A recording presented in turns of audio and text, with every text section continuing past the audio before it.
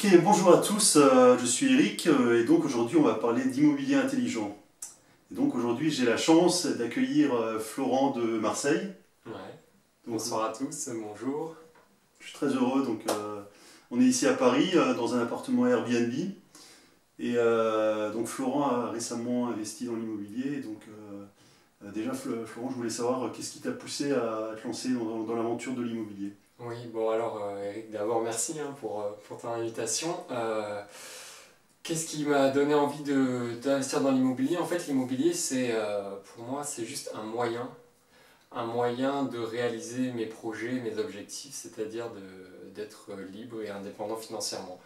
Donc j'ai suivi la formation, c'est comme ça qu'on s'est connus. Euh, et l'immobilier, grâce à l'effet de levier, grâce à beaucoup de choses, contrôle des risques, etc., m'apparaissait comme un moyen très intéressant de pouvoir mettre en place un système pour pouvoir justement être indépendant financièrement. Et c'est ça qui m'a donné envie d'investir dans l'immobilier à Marseille. D'accord. Et avant de te lancer, comment t'as fait? Tu t'es lancé directement? Bon, non, t'as dit tu t'es d'abord formé, t'as fait une Ouais, formation. alors très important, ouais, parce que là donc on peut donner la date, hein, on est en octobre 2015. Il y a un an, je connaissais rien, rien du tout à l'immobilier, c'est-à-dire que pour moi l'immobilier c'était un truc assez obscur, opaque, c'était que des gens qui avaient des sous qui investissaient et qui après pouvaient acheter des appartements. Et lorsque j'ai travaillé je me suis renseigné sur l'indépendance financière, j'ai tout de suite vu que en fait, c'était accessible à tous. Donc je me suis formé, j'ai fait des formations en ligne, j'ai lecture de livres, de blogs, parlé avec des gens. Et puis c'est comme ça que petit à petit j'ai commencé à chercher dans l'immobilier, quoi. Je suis allé toquer à une agence pour parler de mes projets et essayer de trouver quelque chose qui convenait à ce que je cherchais, quoi. Donc, le fait de chercher l'information, donc ça t'a mis en confiance, tu maîtrisais Ouais. plus le sujet, et donc tu as pu passer à l'action en fait. Exactement, ouais, ça c'est sûr que dans l'immobilier on parle quand même de dizaines, voire de centaines de milliers d'euros. Donc ça c'est comme dit Olivier Seban et que j'aime beaucoup.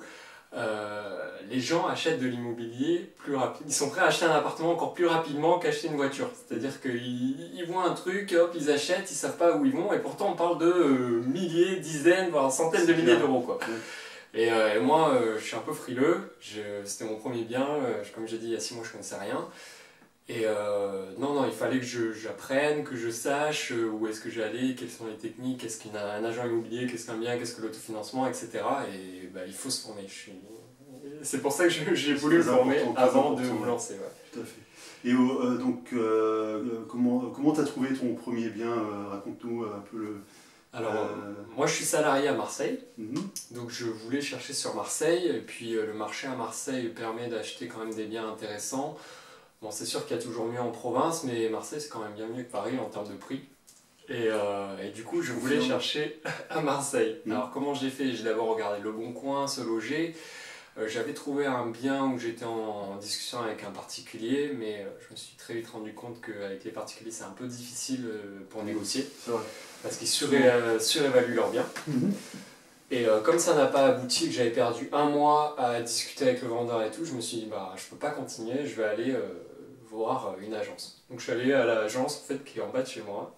J'ai toqué, j'ai dit voilà, je cherche un bien. Là j'ai eu un échec avec un particulier, c'est pour ça que je viens vous voir et qu'est-ce que vous allez à me proposer? Et donc c'est comme ça que j'ai trouvé un appartement. Et tu m'avais expliqué aussi que l'agent immobilier qui s'occupait de ta recherche, c'était un jeune agent immobilier. Ouais. Donc il débutait dans le métier.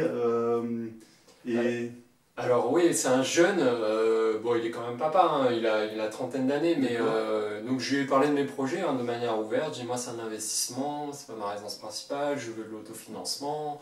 J'ai commencé à lui parler de mensualité, loyer qui couvrait au moins les charges, etc. Et il m'a dit oui, bah, il comprenait la démarche parce que lui-même l'avait eu.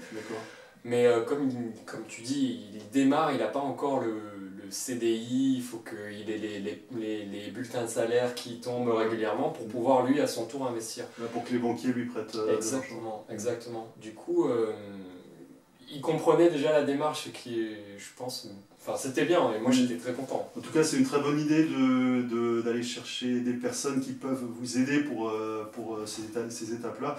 Bon, le Bon Coin, c'est très bien, c'est très pratique, mais souvent, quand il y a des bonnes affaires sur le Bon Coin, elles partent très vite. Pourquoi? Parce que simplement, avec Internet, il y a des dizaines, des centaines de personnes qui peuvent voir l'annonce, et donc c'est un peu le plus réactif qui gagne. Donc c'est bien d'avoir des façons parallèles de travailler. Alors un agent immobilier, si vous avez un agent avec qui vous pouvez être en confiance et avec qui vous liez un bon contact, c'est un très bon atout. Après vous pouvez aussi trouver des affaires chez les notaires, même dans votre entourage en discutant, enfin il y a plein de moyens de trouver la bonne affaire. Toi tu viens de me dire que tu as trouvé c'est ton dernier bien à l'Assemblée Générale de Copro. Exactement, ça aussi, bon, vous avez... à l'Assemblée Générale de copropriétaires, vous avez plein de propriétaires et certains veulent vendre.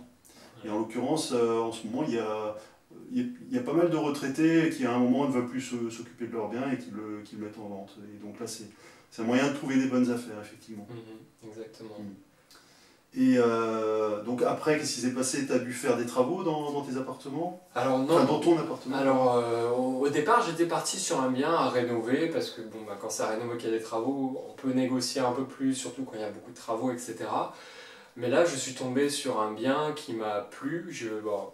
Pour info, moi j'ai été locataire pendant, enfin je le suis toujours, mais ça fait 6 ans, j'ai fait au moins 5 ou 6 appartements différents et du coup j'ai un peu l'œil du locataire. Qu'est-ce que je recherche? Qu'est-ce que j'aurais aimé comme bien si j'avais été en recherche de location? Quand j'ai vu le bien que j'ai vu à Marseille et que j'ai finalement acheté, je me suis dit tout de suite ce bien-là, on y vit quoi, et ça va plaire. Du coup, il était refait à neuf. Il s'avère que que le vendeur, en fait, c'est un jeune de mon âge aussi, avec qui j'ai sympathisé. Et c'est lui qui avait fait tous les travaux lui-même, etc. Il avait fait une opération achat-revente.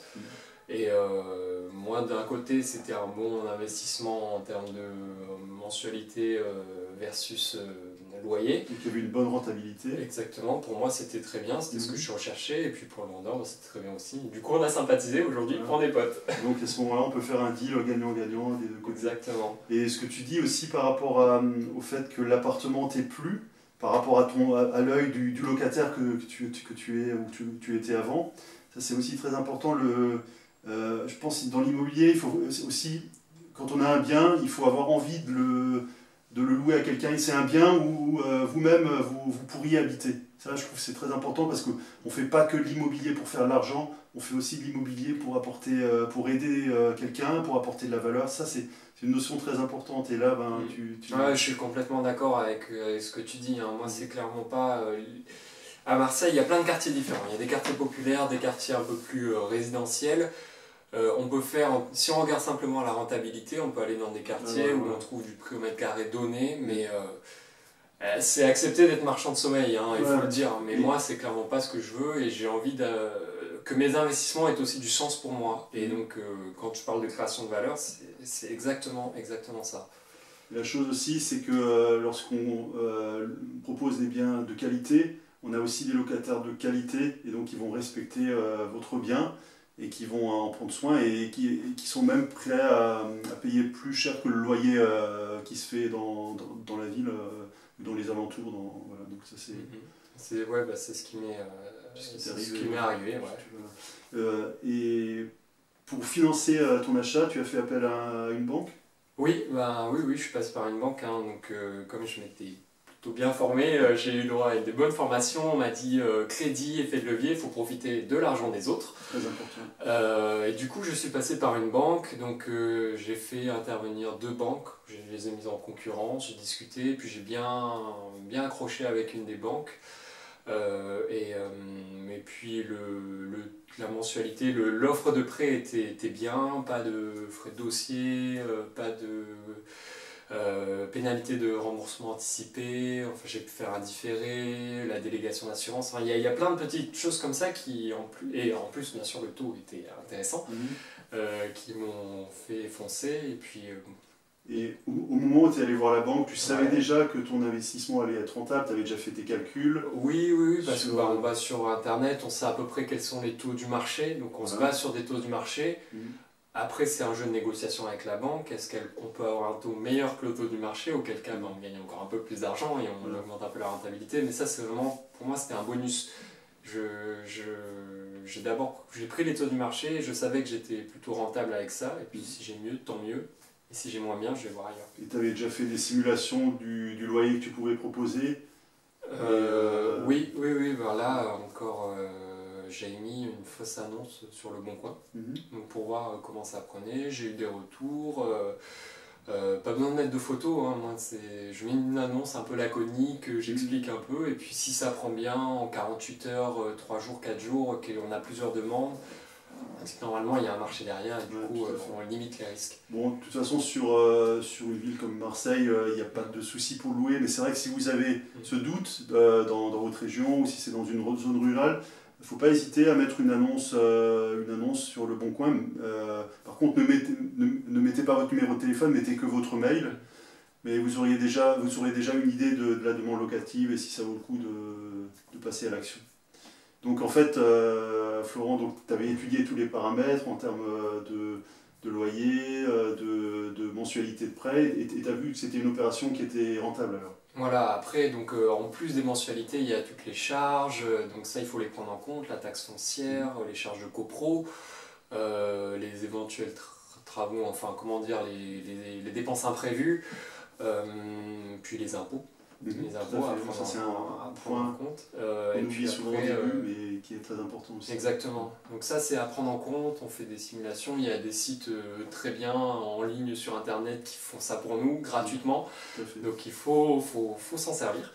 Et sur le papier c'était bien, le bien était... Moi j'y aurais habité, il y avait une demande, je me suis dit bon ben il faut passer à l'action quoi, il faut essayer et puis j'ai fait une offre, ça a été accepté, et puis après négociation un peu, et puis voilà, on a signé. D'accord, excellent. Et après, comment as-tu fait pour trouver tes premiers locataires?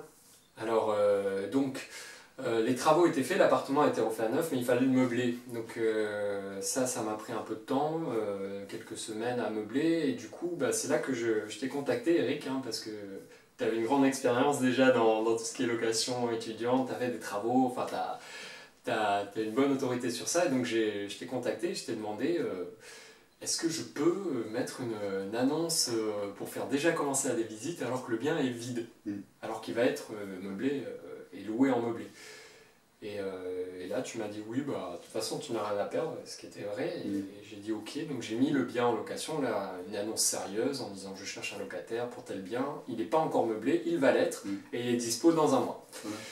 J'ai eu des candidats, j'ai fait visiter, donc je demandais à chaque fois le dossier, et puis il y a eu une personne qui est venue, donc une jeune fille qui travaille, salariée, etc., et qui a eu le coup de cœur, alors que l'appart était encore vide, donc pour dire qu'il était vraiment, on avait envie d'y habiter, et qui a eu le coup de cœur, et qui un quart d'heure après la visite m'envoyait déjà un texto en disant je le veux, je le veux, je le veux, il faut absolument. J'ai dit j'ai d'autres personnes qui sont intéressées, envoyez-moi un dossier. Voilà, c'est important aussi le dossier.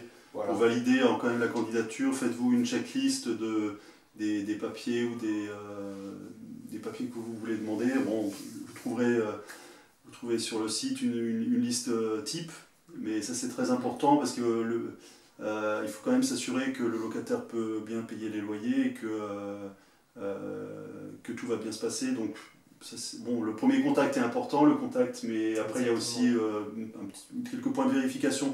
En général, le locataire qui est motivé, il est très réactif, il va préparer le dossier, il va vous envoyer les papiers très rapidement. Quand vous voyez que ça traîne, ou des fois j'ai des locataires qui carrément me disent je ne peux pas fournir les papiers, ça commence mal. Donc, de toute façon, il faut savoir que vous avez le choix. S'il y a un locataire qui peut pas suivre, vous en aurez d'autres. Donc c'est vous qui choisissez en fait, c'est vous qui contrôlez. Voilà, il vaut mieux prendre un peu le temps, histoire de filtrer, recevoir des dossiers, mais pour prendre le bon dossier, plutôt que dire je loue au premier venu et être avec des difficultés pendant des mois, voire avec des impayés, etc.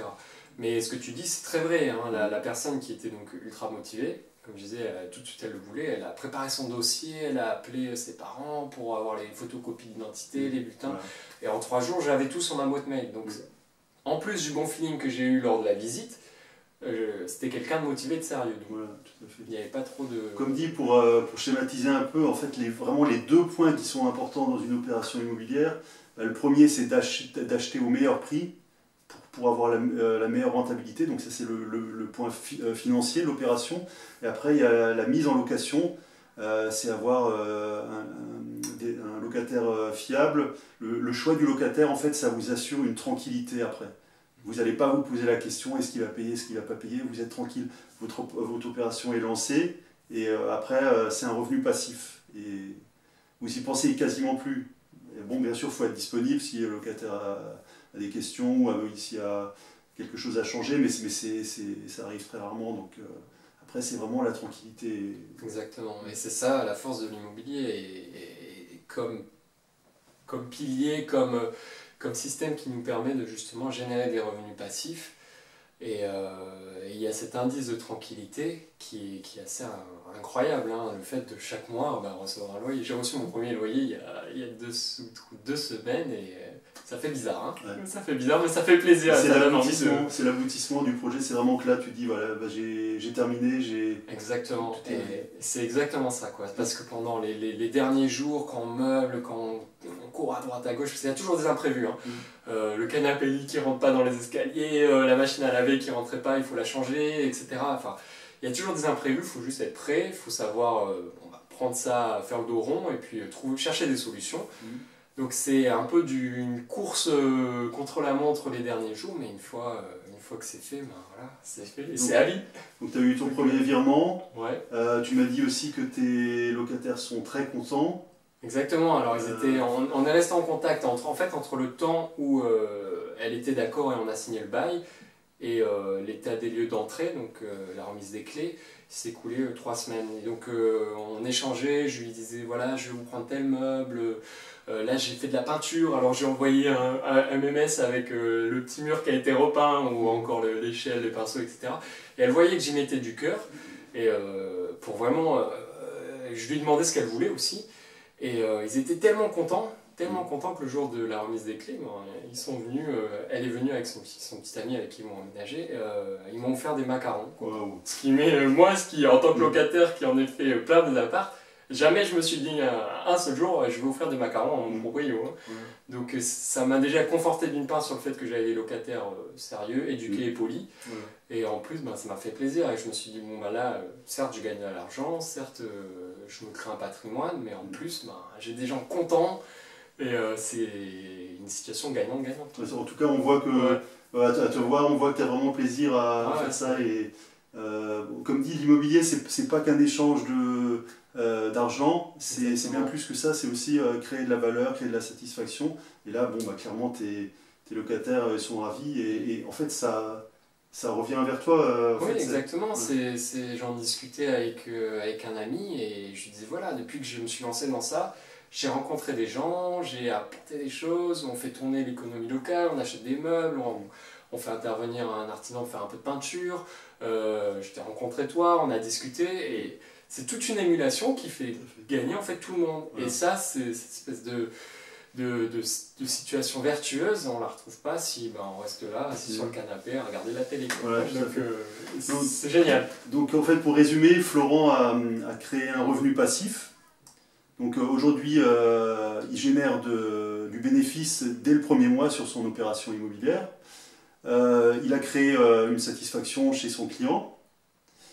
Et donc pour moi, c'est ce que j'appelle de l'immobilier intelligent. Là, il a vraiment fait de l'immobilier intelligent. C'est une opération qui est gagnant-gagnant sur tous les tableaux. Exactement. Et donc pour conclure,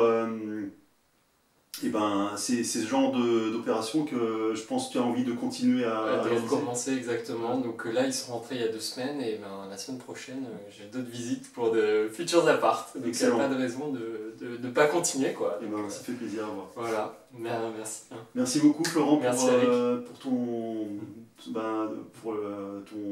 ta participation avec plaisir. À cette interview. Merci. À bientôt. Allez, ciao. Au revoir.